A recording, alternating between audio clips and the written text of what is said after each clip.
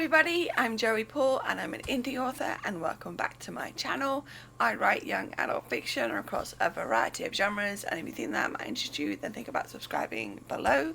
I also have a coffee shop with signed paperbacks and swag, which is also linked below. I'm known as someone who can balance multiple projects. It's something I get asked about a lot. Right now I'm balancing 4 revision projects and going through the editing process for another. It's not something that happened quickly or without a lot of trial and error, and it's not, I repeat, not for everyone. And if it's not something you can do, that's not a personal failing of yours. But I thought I would give you some of my tips that have made balancing projects work for me. If they help, great. So let's dive into them. Number 1. Start small.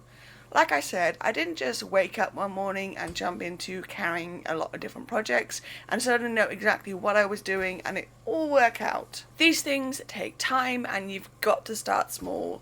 As with any change to routine, it can be a while before you hit on that sweet spot, and overloading yourself right out of the gate is only going to set you up to fail, and no one wants that. So when I first started, I would do only 2 drafting projects. I would write one day and then the other a completely different day. And I took my time to make sure that I was absolutely sure that I could add more before doing so, which I'll talk about more in a moment. At the end of the day, you don't wake up knowing what you can manage. Starting small is key to making sure that you can actually manage these things. For some people, 2 projects is the max, and there's no shame in that. There's no shame in it only being 1 project either, but I digress. If you're going to see if you can manage more, then just 1 more. Don't go over the top and decide to pile on a bunch all at once. Otherwise, it will just be a case of you regretting your life choices. Number 2. Vary the stages. I say this, but when I first started doing this, it was solely drafting projects. I would still take time off to focus on revision or editing. But thinking about it now that I've progressed to the stage I'm at now, it works to have different projects in different stages of the process. By this I mean outlining, drafting, revising, editing, that kind of thing. While now I'm mostly focused on revision and editing, the projects I'm working on are more rewriting and revision, plain revision and then editing, so there is a degree of difference between them all. The reason I suggest doing this is because outlining uses a different part of your writing brain than drafting, same as revision uses a different skill set than drafting or editing. This allows you to keep the projects separate and also be focused on what you're doing with any given project. If it's something you can do, then try doing this, because I found it really helped me when I first started adding in revision and editing on top of drafting. Number 3. Build up slowly. I've said before about how you shouldn't overload yourself and should start small. This is because if you do say 2 projects for a week and think, okay, I'm all set, I'll add in all these other projects now, you're going to burn out or crash land with a bump. Try doing it for a period, maybe a month, maybe longer, before you even think of adding something else. The thing with building new routines is that you need to be consistent before you can think about adding something else to it. If you do it for a while, then add just 1 thing and keep trying to make it work, and only once it does, and then you add something else, you're going to break yourself.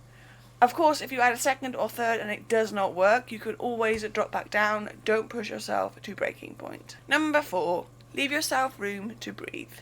One thing that I've always advocated for on this channel, and when giving my advice, is about making sure you have room to breathe and you have time off.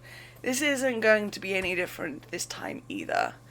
You are human and you need breaks, and I will keep saying that until I die and I am no longer here. No matter where you are in the process, no matter whether you've added only a 2nd project or more, give yourself room to breathe, to relax, and to keep moving forward without getting burnt out. It's as simple as that. So there we go, those are my tips for about managing different projects. Like I said, it's something I've been doing for a while. In the start I was only adding drafting projects and only 1 extra, and then as I moved on I was able to add revision and editing on top of those drafting projects.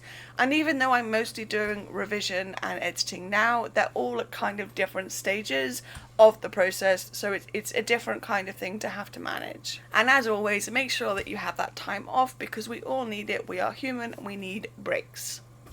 So do you have any tips when it comes to balancing multiple projects? Let me know in the comments down below. So that's all I've got time for today. If you want to support my channel, you can comment, like, or subscribe. I post new videos on Thursdays.